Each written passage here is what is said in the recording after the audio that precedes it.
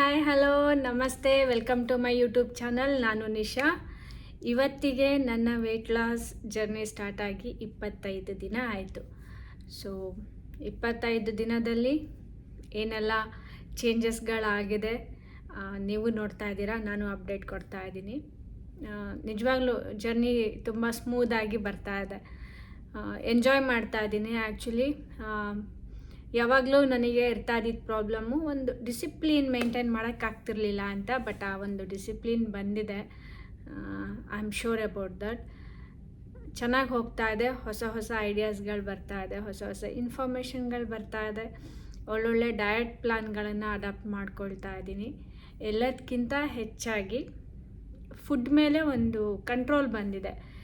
ಮುಂಚೆ ಎಲ್ಲ ಈ ಸ್ವೀಟೆಲ್ಲ ನೋಡಿದರೆ ಎಲ್ಲ ಮತ್ತು ಪಿಜ್ಜಾ ಅಂಥದ್ದೆಲ್ಲ ನೋಡುವಾಗ, ಜಂಕ್ ಫುಡ್ಗಳು ನೋಡುವಾಗ ತುಂಬ ಸಲ ನಾನು ಬ್ರೇಕ್ ಮಾಡಿಬಿಡ್ತಾ ಇದ್ದೆ. ಇಟ್ಸ್ ಓಕೆ, ಇವತ್ತೊಂದು ದಿನ ತಿಂದ್ಬಿಡೋಣ ಅಂತ. ಬಟ್ ಏನಾಗ್ತಾ ಇತ್ತು, ಒಂದು ವಾರ ಎಲ್ಲ ಬೇಕಾಗತ್ತೆ. ನಂದು ಹಳೆ ಪೋಸ್ಟೆಲ್ಲ ನೋಡುವಾಗ ಒಂದು ವಾರದಲ್ಲಿ ಒಂದು ಹೆಲ್ದಿ ವೇಯಲ್ಲಿ ನೀವು ಹೋದರೆ 1-1.5 kg ಅಷ್ಟು ವೆಯ್ಟ್ ಲಾಸ್ ಆಗಿರುತ್ತೆ. ಬಟ್ ಒಂದಿನ ಮಾಡೋ ಮಿಸ್ಟೇಕ್ಸಿಗೆ ಅದು ಪೂರ್ತಿ ವಾಪಸ್ ಬಂದುಬಿಡುತ್ತೆ. ಸೊ ಆಟೋಮೆಟಿಕ್ಕಾಗಿ ಡಿಮೋಟಿವ್ ಆಗ್ತೀವಿ ನಾವು. ಆ ಥರ ತುಂಬ ಸಲ ಆಗಿದೆ ನನಗೆ. ಸೊ ಈ ಸಲ ಅದನ್ನು ತುಂಬ ಅವಾಯ್ಡ್ ಮಾಡಿದ್ದೀನಿ. ಈ ವಾರದಲ್ಲಿ ಬೆಸ್ಟ್ ಪಾರ್ಟ್, ನಾನು ಡಿಪ್ ಡಯಟ್ ಬಗ್ಗೆ ಹೇಳಿದ್ದೆ. ಯಾರಾದರೂ ನೋಡಿಲ್ಲ ಅಂದರೆ ನಂದು ಪ್ರೀವಿಯಸ್ ವಿಡಿಯೋ ಅದ್ರ ಲಿಂಕ್ ಇಲ್ಲೂ ಹಾಕ್ತೀನಿ, ನೋಡಿ. Amazing diet. ಹೆಲ್ತ್ ಇಶ್ಯೂಸ್ಗಳಿರೋ ಅಂಥವ್ರಿಗೆ, ಮೆಡಿಸಿನ್ಸ್ಗಳನ್ನು ಡೈಲಿ ತಗೊಳ್ತಾ ಇರೋರು, ಮೆಡಿಸಿನ್ಸ್ ಕ್ವಿಟ್ ಮಾಡಬೇಕು ಅಂತ ಎಲ್ಲ ಇದ್ದರೆ ಆ ಡಯಟ್ ತುಂಬಾ ಹೆಲ್ಪ್ ಮಾಡುತ್ತೆ. ಆ್ಯಂಡ್ ನೀವು ರೆಗ್ಯುಲರ್ ಚೆಕಪ್ಪಲ್ಲಿ ಇರಬೇಕಾಗತ್ತೆ. ಬಿಕಾಸ್ ಎಕ್ಸಾಂಪಲ್, ನಿಮಗೆ ಬಿ ಪಿಗೆ ತಗೊಳ್ತಾ ಇದ್ದೀರಾ ಅಂತ ಒಂದು 2-3 ಡೇಸ್ ಆದಾಗ ನಿಮ್ಮ ಬಿ ಪಿ ಕಡಿಮೆ ಆಗಿರ್ಬೋದು, ನಿಮ್ಮದು ಡೋಸೇಜ್ ಕಡಿಮೆ ಆಗ್ಬೋದು. ಹಾಗಾಗಿ ಆವಾಗವಾಗ ಚೆಕಪ್ ಮಾಡಿಸ್ಕೊಳ್ಳಿ. ಅದ್ರ ಬೇಸಿಸ್ ಮೇಲೆ ನಿಮ್ಮ ಮೆಡಿಸನ್ನ ನೀವು ಸ್ಲೋಲಿ ಕ್ವಿಟ್ ಮಾಡ್ಬೋದು. ಏಕ್ದಮ್ ಯಾವತ್ತೂ ಕ್ವಿಟ್ ಮಾಡಬೇಡಿ. ಮೆಡಿಸನ್ನು ತಗೊಳ್ಳಿ, ಡಯಟ್ನೂ ಫಾಲೋ ಮಾಡಿ, ಮಾನಿಟರ್ ಇಟ್ಕೊಳ್ಳಿ, ನಿಮ್ಮ ಡಾಕ್ಟರ್ ಹತ್ರನೂ ಡಿಸ್ಕಸ್ ಮಾಡ್ಕೊಳ್ಳಿ. ಓಕೆ. ಬಟ್ ಅಮೇಝಿಂಗ್ ಆಗಿದೆ ಅದು. ನಾನು ಇವತ್ತಿನವರೆಗೂ ನಾನು ಅದೇ ಡಯಟಲ್ಲಿ ಸ್ಟಿಕನ್ ಆಗಿದ್ದೀನಿ. ನನಗೆಲ್ಲೂ ವೀಕ್ನೆಸ್ ಅಂತ ಅನಿಸಿಲ್ಲ, ಲೋ ಕ್ಯಾಲರೀಸ್ ಡಯಟ್ ಅಂತ ಅನಿಸಿಲ್ಲ. 3 ಕಿಲೋಮೀಟರ್ಸ್ ನಂದೇನು ವಾಕಿಂಗ್ ಇದೆ, ಅದು ಈ ವಾರನೂ ಕಂಟಿನ್ಯೂ ಇತ್ತು.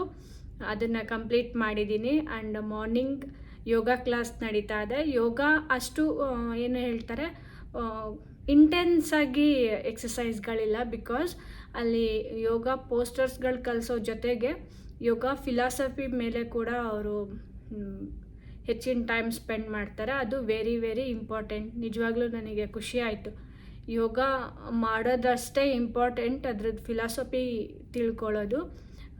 ಒಂದು ಹೆಮ್ಮೆ ವಿಷಯ ಅಂದರೆ, ನನ್ನ ಏನು ಯೋಗ ಟೀಚರ್ ಇದ್ದಾರೆ ರಾಧಿಕಾ ಜಿ ಅಂತ ಹೇಳಿ, ಅವರೊಬ್ಬರು ಕ್ಯಾನ್ಸರ್ ಸರ್ವೈವರ್. ಅವರು 28 ಇಯರ್ಸ್ ಇರುವಾಗ ಅವರಿಗೆ ಫಸ್ಟ್ ಟೈಮ್ ಕ್ಯಾನ್ಸರ್ ಕಾಣಿಸ್ಕೊಂಡಿದ್ದು.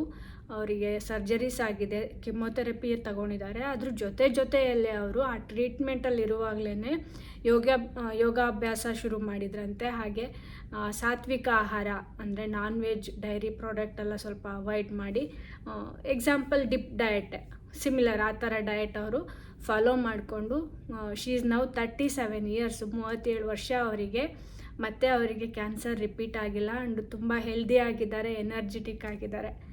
ಅವರೊಂದು ಮಾರಲ್ ಅನಿಸಿದರು. ಅವರು ವೆರಿ ಸ್ಟ್ರಾಂಗ್ ವುಮೆನ್. ತುಂಬ ಇನ್ಸ್ಪೈರ್ ಮಾಡ್ತಾರೆ ಅವರು ಭಾಳಷ್ಟು ಜನಕ್ಕೆ ಅಂತ ಅನಿಸ್ತು ಅವ್ರ ಸ್ಟೋರಿ.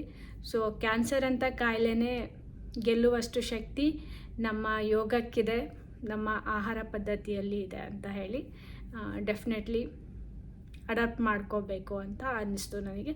ಸೊ ಒಂದು ವಾರ ಫುಲ್ ನಾನು ಒಂದು ಸಾತ್ವಿಕ ಫುಡ್ಡಲ್ಲಿದ್ದೆ, ಆ ಒಂದು ಡಯಟಲ್ಲಿದ್ದೆ. ಆ್ಯಂಡ್ ಒಳ್ಳೆ ರೀತಿಯಲ್ಲಿ ನನ್ನ ಫಿಸಿಕಲ್ ಎಕ್ಸಸೈಸ್ ಎಲ್ಲನೂ ನಾನು ಕಂಟಿನ್ಯೂ ಆಗಿ ಮಾಡ್ಕೊಂಡು ಹೋಗಿದ್ದೀನಿ, ಎಲ್ಲೂ ಡ್ರಾಪ್ ಆಗಿಲ್ಲ. ಸೊ ಲಾಸ್ಟ್ ವಾರದ ನೀವೊಂದು ವೆಯ್ಟ್ ಅಪ್ಡೇಟ್ ನೋಡೋದಾದರೆ ಕ್ವಿಕ್ಕಾಗಿ ನೋಡಿಬಿಡಿ ವೆಯ್ಟ್ ಅಪ್ಡೇಟ್ ಎಷ್ಟಿತ್ತು ಅಂತ ಹೇಳಿ. ಇಲ್ಲಿ ನನ್ನ ವೆಯ್ಟು 59.2 ಇದೆ. ಸೊ ಲಾಸ್ಟ್ ವೀಕಲ್ಲಿ ನೋಡಿದ್ವು. ಅಂದರೆ ಲಾಸ್ಟ್ ಸ್ಯಾಟರ್ಡೆಗೆ ನನ್ನ ವೆಯ್ಟ್ ಇತ್ತು 59.2. ಇವತ್ತಿಗೆ ನನ್ನ ವೆಯ್ಟ್ ಇದೆ 58. 1 kg 200 ಗ್ರಾಮ್ ಕಡಿಮೆ ಆಗಿದೆ. ಬಟ್ ನಾನೊಂದು ಹೇಳ್ತೀನಿ, ಇದು ನಂದು ಪ್ರತಿದಿನದ ವೆಯ್ಟ್ ಲಾಸ್ ಸೇಮ್ ರೇಷಿಯೋ ಅಲ್ಲಿ ಇಲ್ಲ. ಲೈಕ್ ಇವತ್ತು 200 ಗ್ರಾಮ್ ಕಡಿಮೆ ಆಯಿತು, ನಾಳೆನೂ 200 ಗ್ರಾಮ್ ಕಡಿಮೆ ಆಯಿತು, ಹಾಗಿಲ್ಲ. ವೇರಿಯೇಷನ್ ಆಗಿದೆ. ವೇರಿಯೇಷನ್ ಏನಕ್ಕಾಯಿತು ಅಂತ ಹೇಳ್ತೀನಿ. ಒಂದು ನಂದು ನಿದ್ದೆಯಲ್ಲಿ ಡಿಸ್ಟರ್ಬ್ ಆಗಿರ್ಬೋದು ಒಂದೊಂದು ಸಲ ನನ್ನ ಮೆಂಟಲ್ ಸ್ಟ್ರೆಸ್ ಕೂಡ ಆಗಿರ್ಬೋದು. ಏನೂ ರಿಸಲ್ಟ್ ಇಲ್ಲ. ಈವನ್ ಒಂದೊಂದು ದಿನ 100 ಗ್ರಾಮ್ ಜಾಸ್ತಿ ಆಗಿರೋ ಅಂಥದ್ದು ಇದೆ. ಏನು 100 ಗ್ರಾಮ್ 200 ಗ್ರಾಮ್ ಲೆಕ್ಕ ಹೇಳ್ತೀನಿ ಅಂತ ಅಂದ್ಕೋಬೇಡಿ. ನೀವು ವೆಯ್ಟ್ ಲಾಸ್ ಜರ್ನಿಯಲ್ಲಿದ್ದರೆ ನಿಮಗೆ ಗೊತ್ತಾಗುತ್ತೆ, ಎವ್ರಿ 100 ಗ್ರಾಮ್ ಕೂಡ ನಮಗೆ ಮ್ಯಾಟರ್ ಆಗುತ್ತೆ. ಅದು ಅಷ್ಟು ಫೀಲ್ ಮಾಡಿಸುತ್ತೆ. ಕೆಲವ್ರು ಹೇಳ್ತಾರೆ ವೆಯ್ಟ್ ಎಲ್ಲ ಡೈಲಿ ಚೆಕ್ ಮಾಡ್ಕೊಳಕ್ಕೆ ಹೋಗಬೇಡಿ ಅಂತ ಹೇಳಿ. ಬಟ್ ನನ್ನ ಡೈಲಿ ನಾನು ಚೆಕ್ ಮಾಡ್ಕೊಳ್ತೀನಿ. ಬಿಕಾಸ್ ಹಿಂದಿನ ದಿನ ಏನಾಗಿತ್ತು, ಯಾವುದಕ್ಕೆ ಎಫೆಕ್ಟ್ ಆಯಿತು ಅನ್ನೋದು ಕ್ವಿಕ್ಕಾಗಿ ಗೊತ್ತಾಗ್ಬಿಡತ್ತೆ ನಮಗೆ. ಅದಕ್ಕೋಸ್ಕರ ಸೊ ನನಗೆ ಆಟೋಮೆಟಿಕ್ಕಾಗಿ ಗೊತ್ತಾಗುತ್ತೆ. ನಿದ್ದೆಯಲ್ಲಿ ಹೆಂಗಂದರೆ ನಾನೊಂದು 5:30 6 ಗಂಟೆ 6:30 ಒಳಗೆ ನನ್ನ ಡಿನ್ನರ್ನ ಮುಗಿಸ್ಕೊಂಡಿರ್ತೀನಿ. ಮನೆಯಲ್ಲಿ ಗಂಡ ಮಗು ಅವ್ರು ತಿನ್ನೋದು 8:30 9 ಗಂಟೆಗೆ. ಒಂದೊಂದು ಸಲ ನನ್ನ ಮಗ ಎಕ್ಸ್ಟ್ರಾ ಎನರ್ಜಿಯಲ್ಲಿರ್ತಾನೆ. 11 ಗಂಟೆ ಆದರೂ ಬೆಡ್ ಮೇಲೆ ಕುಣಿತಾ ಇರ್ತಾನೆ, ಮಲಗೋದಿಲ್ಲ ಬೇಗ, ಇಲ್ಲ ಸ್ಕ್ರೀನ್ ಆನ್ ಇರುತ್ತೆ. ನಿದ್ದೆ ನನಗೆ ಒಂದೊಂದು ಸಲ 11-11:30 ಮೇಲೆ ಮಲಗಿದ್ರೆ ಅದೊಂದು ಸಲ ಡಿಸ್ಟರ್ಬ್ ಆದರೆ ಮತ್ತೆ ನಿದ್ದೆ ಹತ್ತೋದೇ ಇಲ್ಲ. ಹಂಗೊಂದು 2 ಸಲ ಆಗಿದೆ ನನಗೆ. ಸೊ ಆ ರೀಸನ್ನೆಲ್ಲ ಇರುವಾಗ ಪುಟಾನ ಆಗಿದ್ದೀನಿ ನಾನು. ಡಯಟ್ ಸೇಮ್ ಇರುತ್ತೆ, ಆದರೂ ವೆಯ್ಟ್ ಪುಟಾನ್ ಆಗಿದೆ. ಒಂದಿನ ಏನು ಚೇಂಜಸ್ಸೇ ಕಾಣದೇ ಇರೋದಿದೆ, ಹಿಂಗೆಲ್ಲ ಆಗಿದೆ. ಆ್ಯಂಡ್ ಈ ವಾರದಲ್ಲಿ ಡಿಪ್ ಡಯಟ್ ಜೊತೆಗೆ ನಾನು ಒಂದಿನ ಜ್ಯೂಸ್ ಫಾಸ್ಟಿಂಗ್ ಮಾಡಿದ್ದೆ. ಏನಿದು ಈಗ ಯೋಗ ಕ್ಲಾಸಿಗೆ ಜಾಯ್ನ್ ಆಗಿದ್ದೀನಿ, ಅವರ ಒಂದು ಇನ್ಸ್ಟ್ರಕ್ಷನು ವಾರದಲ್ಲಿ 1 ದಿನ ಬಾಡಿ ಡಿಟಾಕ್ಸಿಂಗಿಗೆ ಜ್ಯೂಸ್ ಫಾಸ್ಟಿಂಗ್ ಮಾಡಬೇಕು ಅಂತ. ಎಲ್ಲರಿಗೂ ಗೊತ್ತಿರುತ್ತೆ, ಇದು ನಮ್ಮದು ನಾರ್ಮಲಾಗಿ ನಮ್ಮ ಒಂದು ಹಿಂದೂ ಪದ್ಧತಿಯಲ್ಲಿ ಇದ್ದಿದ್ದು. 1 ದಿನ ನಮ್ಮ ಮನೆ ದೇವ್ರದ್ದು ಯಾವ ವಾರ ಇರುತ್ತೆ ಆ ವಾರದಲ್ಲಿ ಆ 1 ದಿನದಲ್ಲಿ ಉಪವಾಸ ಮಾಡುವಂಥದ್ದು. ಅದೇ ಥರನೇ ಇದೊಂದು ಉಪವಾಸ ಅಂತಲೇ ಅನ್ಕೋಬೋದು. ಸಾಲಿಡ್ ಫುಡ್ ಏನು ತಿನ್ನಂಗೆ, ರೈಸು ಚಪಾತಿ ಅವಲಕ್ಕಿ ಏನೂ ಇಲ್ಲ, ಖಾಲಿ ಜ್ಯೂಸ್. ಒಂದು ಆರೆಂಜ್ ಜ್ಯೂಸ್ ನಾನು ಮಾರ್ನಿಂಗ್ ತೊಗೊಂಡಿದ್ದೆ, ಆಫ್ಟರ್ನೂನಿಗೆ ಒಂದು ಗ್ರೀನ್ ಜ್ಯೂಸ್ ಮತ್ತು ಬೀಟ್ರೂಟ್ ಜ್ಯೂಸ್ ಕೂಡ ತಗೊಂಡಿದ್ದೆ.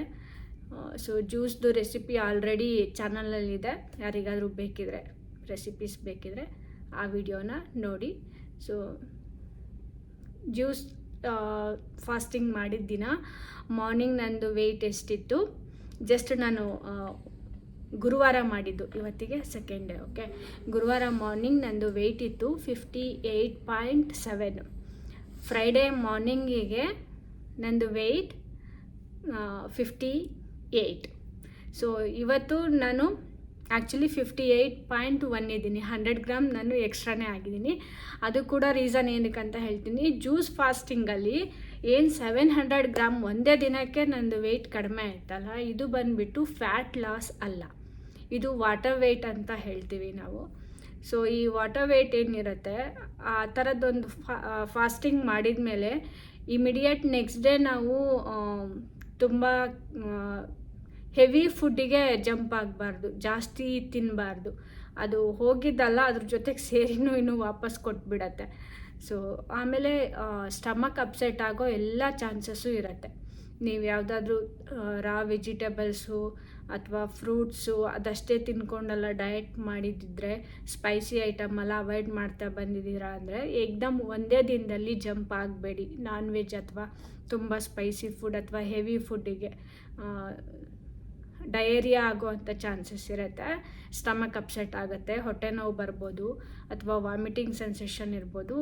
ಅಂದರೆ ನಿಮ್ಮ ಬಾಡಿ ಏಕ್ದಮ್ ಅಕ್ಸೆಪ್ಟ್ ಮಾಡ್ಕೊಳಕ್ಕಾಗಲ್ಲ. ನೀವೊಂದು ಸಾತ್ವಿಕ ಆಹಾರ ಕೊಟ್ಟಿರ್ತೀರ, ಒಂದೇ ಸಲ ತುಂಬ ಮಸಾಲ ಇರೋದೆಲ್ಲ ತಿಂದ್ರಿ ಅಂದರೆ ಅದಕ್ಕೆ ಅಕ್ಸೆಪ್ಟ್ ಮಾಡ್ಕೊಳಕ್ಕೆ ಕಷ್ಟ ಆಗುತ್ತೆ. ಅದ್ರ ರಿಯಾಕ್ಷನ್ಸ್ ಹಿಂಗೆ ಬರುತ್ತೆ. ಸೊ 100 ಗ್ರಾಮ್ ಪುಟಾನ್ ಆಗಿರೋದು ಏನೋ ದೊಡ್ಡ ವಿಷಯ ಅಲ್ಲ. ಬಿಕಾಸ್ ನೆಕ್ಸ್ಟ್ ಡೇ ನಾನು ಲೋ ಇದರಲ್ಲೇ ಇದ್ದೆ, ವೆಜಿಟೇಬಲ್ಸ್ ಎಲ್ಲ ಜಾಸ್ತಿನೇ ತಗೊಂಡಿದ್ದೆ. ಸ್ಟಿಲ್ ಈವ್ನಿಂಗ್ ಕೂಡ ನಾನು ರೈಸ್ ತಿಂದಿದ್ದೆ, ಮಧ್ಯಾಹ್ನ ಕೂಡ ನಾನು ರೈಸ್ ತಿಂದಿದ್ದೆ. ಸೊ ಒಂದು 100 ಗ್ರಾಮ್ ಜಾಸ್ತಿ ಇದಾಯಿತು. ಆಗುತ್ತೆ, ಬಿಕಾಸ್ ಈ ಮುಂಚೆ ಎಲ್ಲ ನಾನು ಮಾಡಿರೋದ್ರಿಂದ ನನಗೆ ಅದು ಗೊತ್ತು ಆಗ್ಬೋದು ಅಂತ ಹೇಳಿ ಒಂದಿತ್ತು, ಅದು ಆಗಿದೆ ಅಷ್ಟೇ. ಓಕೆ, ಸೊ ಇದು ಈ ವಾರದಲ್ಲಿ ನಾನು ಮಾಡಿದ್ದಂಥ ಒಂದು ಡಯಟ್ಗಳು, ಎಕ್ಸಸೈಸ್ಗಳು ಅಪ್ಡೇಟ್ ಹೇಳಿದ್ದೀನಿ. ಸೊ ಒಂದು ವಾರದಲ್ಲಿ 1.1 kg, 1.2 ಅಂದೆ, 1.2 ಅಲ್ಲ 1.1 kg ಅಷ್ಟು ವೆಯ್ಟ್ ರೆಡ್ಯೂಸ್ ಆಗಿದೆ. ತುಂಬ ಹೆಲ್ದಿ ವೇ, ಆರೋಗ್ಯನೂ ಸುಧಾರಿಸ್ತಾ ಇದೆ. ಆ್ಯಕ್ಚುಲಿ ನನಗೆ ಸ್ವಲ್ಪ ಅಸ್ತಮಾ ಸಿಮ್ಟಮ್ಸ್ಗಳ ಥರ ಇದೆ. ಮಾರ್ನಿಂಗ್ ಸ್ವಲ್ಪ ಕಫ ಎಲ್ಲ ಹಂಗಿರುತ್ತೆ, ಶೀತ ಕಂಟಿನ್ಯೂಯಸ್ ಆಗಿ 1 ಮಂತಿಂದ ಇತ್ತು ನನಗೆ. ಅದೆಲ್ಲ ಸ್ವಲ್ಪ ಕಡಿಮೆ ಆಗ್ತಾ ಬಂದಿದೆ. ಆ್ಯಂಡ್ ಡೇ ಫುಲ್ ಆ್ಯಕ್ಟಿವ್ ಆಗಿರ್ತೀನಿ, ಎನರ್ಜೆಟಿಕ್ ಆಗಿರ್ತೀನಿ. So it's good. ನನಗೆ ಈ ಜರ್ನಿ ಇಷ್ಟ ಆಗ್ತಾ ಇದೆ. ಸೊ ಡಿಸಿಪ್ಲಿನ್ಡಾಗಿ ಹೋಗ್ತಾ ಇದೆ. ಈ ಒಂದು ಜರ್ನಿಯಲ್ಲಿ ಏನಾದರೂ ಮೇಜರಾಗಿ ನನಗೆ ಎಫೆಕ್ಟ್ ಅಂದರೆ ಮನೆಯವರ ಫುಡ್ ಪ್ಯಾಟ್ರನ್ಸಿ. ನಾನೇನೇ ಬೇರೆ ಫುಡ್ ತಿಂತಾ ಇರ್ಬೋದು, ಜಂಕ್ ಫುಡ್ ಅವಾಯ್ಡ್ ಮಾಡಿರ್ಬೋದು, ನಾನ್ ವೆಜ್ ತಿಂದೇ ಇರ್ಬೋದು, ಬಟ್ ಅವರದ್ದು ನಾರ್ಮಲ್ ಇರುತ್ತೆ. ನಾನು ಅವ್ರಿಗೆ ಮಾಡಿಕೊಡಲ್ಲ ಅಂತ ಹೇಳೋಕ್ಕಾಗಲ್ಲ. ಸೊ ಅವರಿಗೆ ಕುಕ್ ಮಾಡೇ ಮಾಡ್ತೀನಿ. ಬಟ್ ನನಗೆ ಅದೇ ಖುಷಿ, ನನ್ನ ಅಷ್ಟು ಕ್ರೇವಿಂಗ್ಸ್ ಬರ್ತಾಯಿಲ್ಲ.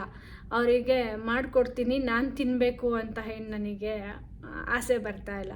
ಸೊ ನನಗೆ ಈ ಜರ್ನಿ ತುಂಬ ಇಷ್ಟ ಆಗಿಬಿಟ್ಟಿದೆ. ವೆಯ್ಟ್ ಲಾಸ್ದಿದು ಇಲ್ಲ, ಈ ಸಲ ಅಚೀವ್ ಮಾಡಬೇಕು ಅನ್ನೋದೊಂದು ಡಿಸಿಪ್ಲಿನ್ ಬಂದಿದೆ ಅಲ್ಲ, ಅದು ಸ್ಟಿಕ್ ಆನ್ ಆಗಿದ್ದೀನಿ ನಾನು. ಓಕೆ, ತಿನ್ನೋದಿದ್ದಿದ್ದೆ, ಆಮೇಲೂ ತಿನ್ಕೋಬೋದು. I just love this journey ಅಂತ ಅಷ್ಟೇ. ಸೊ ಎಂಜಾಯ್ ಮಾಡಿ. ನೀವು ವೆಯ್ಟ್ ಲಾಸ್ ಮಾಡಬೇಕು ಅಂತಿದ್ರೆ ಫಸ್ಟ್ ಮೆಂಟಲಿ ಪ್ರಿಪೇರ್ ಆಗಿ ಆಮೇಲೆ ನಿಮ್ಮ ಜರ್ನಿನ ಸ್ಟಾರ್ಟ್ ಮಾಡಿ. ಆವಾಗ ಅದೇ ಫ್ಲೋ ಅಲ್ಲೇ ಹೋಗುತ್ತೆ. ನಾನು ಸ್ಟಾರ್ಟಿಂಗಲ್ಲೂ ನಿಮಗೆ ಅದನ್ನೇ ಹೇಳಿದ್ದು, ಬೇರೆಯವರಿಗೆ ಮೆಚ್ಚಿಸ್ಲಿಕ್ಕೆ ಹೋಗಬೇಡಿ. ನೀವು ಪ್ರಿಪೇರ್ಡ್ ಇದ್ದರೆ ಮಾತ್ರ ಈ ಒಂದು ಜರ್ನಿಗೆ ಸ್ಟಾರ್ಟ್ ಮಾಡೋಕ್ಕೆ ನೀವು ಪ್ರಿಪೇರ್ಡ್ ಇದ್ದೀರಾ ಅಥವಾ ನೀವು ರೆಡಿ ಇದ್ದೀರಾ ಅಂತ ಹೇಳಿ. ಸೊ ನಿಮ್ಮನ್ನ ನೀವು ತಗೊಳ್ಳಿ. ಯಾರಾದರೂ ಈ ಜರ್ನಿ ಸ್ಟಾರ್ಟ್ ಮಾಡಬೇಕು ಅನ್ನಂಗಿದ್ರೆ ನನ್ನ ಜೊತೆ ಶೇರ್ ಮಾಡಿ, ಎಲ್ಲರೂ ಒಟ್ಟಿಗೆ ಮಾಡೋಣ, ಮೋಟಿವೇಟ್ ಸಿಗುತ್ತೆ. ಯಾರೂ ಒಂದು ಕಾಮೆಂಟೇ ಮಾಡೋದಿಲ್ಲಪ್ಪ. ನೀವು ಕಾಮೆಂಟ್ಸ್ ಮಾಡಿ. ನಿಮ್ಮ ಕಾಮೆಂಟ್ಸ್ಗಳು ನನಗಿನ್ನೂ ಬೂಸ್ಟ್ ಮಾಡುತ್ತೆ, ಇನ್ನೂ ಎನ್ಕರೇಜ್ ಮಾಡುತ್ತೆ. ಸೊ ನೆಕ್ಸ್ಟ್ ವೀಕಲ್ಲಿ ಡಿಫ್ರೆಂಟ್ ಪ್ಯಾಟ್ರನ್ನೇ ಇಟ್ಕೊಂಡಿದ್ದೀನಿ. ನಾನು ಯಾಕೆ ಯಾವಾಗಲೂ ಪ್ಯಾಟ್ರನ್ ಚೇಂಜ್ ಮಾಡ್ತೀನಿ ಅಂದರೆ, ನಾನು ಹೇಳ್ದಂಗೆ ನಮ್ಮ ಬಾಡಿ ಒಂದನ್ನು ಅಕ್ಸೆಪ್ಟ್ ಮಾಡಿಕೊಂಡ್ರೆ ಅದರ ರಿಸಲ್ಟ್ ಸ್ಲೋ ಆಗ್ತಾ ಬರುತ್ತೆ. ಅಲ್ಲಿಗೆ ಒಂದು ಏನು ಹೇಳ್ತಾರೆ, ಸ್ಟಕ್ ಆಗಿಬಿಡತ್ತೆ. ಸೊ ನಾನು ಹಾಗಾಗಿ ಸ್ವಲ್ಪ ಫುಡ್ ಪ್ಯಾಟ್ರನ್ ಚೇಂಜ್ ಮಾಡ್ತಾ ಇರ್ತೀನಿ. ರಿಸಲ್ಟು ಫಸ್ಟ್ 2 ಡೇಸಲ್ಲಿರೋದು, ಆಮೇಲೆ ಸ್ವಲ್ಪ ಕಡಿಮೆ ಆಗ್ತಾ ಬರೋದು ಗೊತ್ತಾಗುತ್ತೆ. ಅದಕ್ಕೋಸ್ಕರನೇ ನಾನು ಎವ್ರಿ ಡೇ ಒಂದು ವೆಯ್ಟ್ ಚೆಕ್ ಮಾಡ್ಕೊಳ್ಳೋದು. ನೆಕ್ಸ್ಟ್ ವೀಕ್ನ ನಾನೊಂದು ಡಿಟಾಕ್ಸ್ ಡಯಟ್ನ ಮಾಡಬೇಕು ಅಂತ ಪ್ಲ್ಯಾನ್ ಮಾಡಿ ಇಟ್ಕೊಂಡಿದ್ದೀನಿ. ಏನೆಲ್ಲ ಮಾಡಬೇಕು ಅಂತ ಹೇಳಿ ಆಲ್ರೆಡಿ ಪ್ರಿಪೇರ್ಡ್ ಇದೆ. ಸೊ ನೆಕ್ಸ್ಟ್ ವೀಕಿನ ಜರ್ನಿ ಇನ್ನೂ ಒಂಥರ ಎಕ್ಸೈಟ್ಮೆಂಟ್ ಆಗಿದೆ, ಹೊಸ ಥರದ್ರಲ್ಲಿದೆ. ಹೇಗೆ ಬರುತ್ತಾ ರಿಸಲ್ಟು ಮತ್ತೆ ನೋಡೋಣ. ಹಾಗೆ ಹುಂಜಾ ಟೀ ಅಂತ ಏನು ಹೇಳಿದೆ, ಅದ್ರ ರೆಸಿಪಿ ಸ್ಟಾರ್ಟ್ ಮಾಡಿದ್ದೀನಿ ನಾನು. ಇವತ್ತು ಫಸ್ಟ್ ಮಾಡಿದ್ದೆ. ಇನ್ನೊಂದು 2-3 ಡೇಸಲ್ಲಿ ಅದರ ಪೋಸ್ಟ್ ಹಾಕ್ತೀನಿ. ತುಂಬ ಚೆನ್ನಾಗಿದೆ, ಅದನ್ನು ಕೂಡ ಟ್ರೈ ಮಾಡಿ. ಓಕೆ, ಇದಿಷ್ಟು ನನ್ನ ಒಂದು ಈ ವಾರದ ಅಪ್ಡೇಟ್ ಆಗಿತ್ತು. ಹೋಪ್ ಈ ಜರ್ನಿಯಲ್ಲಿ ನೀವು ನನ್ನ ಜೊತೆಯಲ್ಲಿದ್ದೀರಾ, ಕನೆಕ್ಟೆಡ್ ಆಗಿರ್ತೀರಾ ಅಂತ ಹೇಳಿ ಭಾವಿಸ್ತೀನಿ. ಚಾನಲ್ಗೆ ಫಸ್ಟ್ ಟೈಮ್ ಬಂದಿದ್ದರೆ ದಯವಿಟ್ಟು ಚಾನಲ್ನ ಸಬ್ಸ್ಕ್ರೈಬ್ ಮಾಡ್ಕೊಳ್ಳಿ. ಮುಂದೆ ಇನ್ನೂ ಭಾಳಷ್ಟು ಒಳ್ಳೆಯ ವಿಷಯಗಳನ್ನು ಶೇರ್ ಮಾಡ್ತೀನಿ ನಾನು. ಸೊ ಈ ಜರ್ನಿ ಇನ್ನೂ ಮುಂದುವರಿಯುತ್ತೆ, ಜೊತೆಯಾಗಿರಿ. ಇಷ್ಟ ಆಗಿದರೆ ಈ ವಿಡಿಯೋನ ಲೈಕ್ ಮಾಡಿ, ಶೇರ್ ಮಾಡಿ. ನೆಕ್ಸ್ಟ್ ವಿಡಿಯೋದಲ್ಲಿ ಮತ್ತೆ ಸಿಗೋಣ. Thank you so much. ಎಲ್ಲರಿಗೂ ನಮಸ್ತೆ.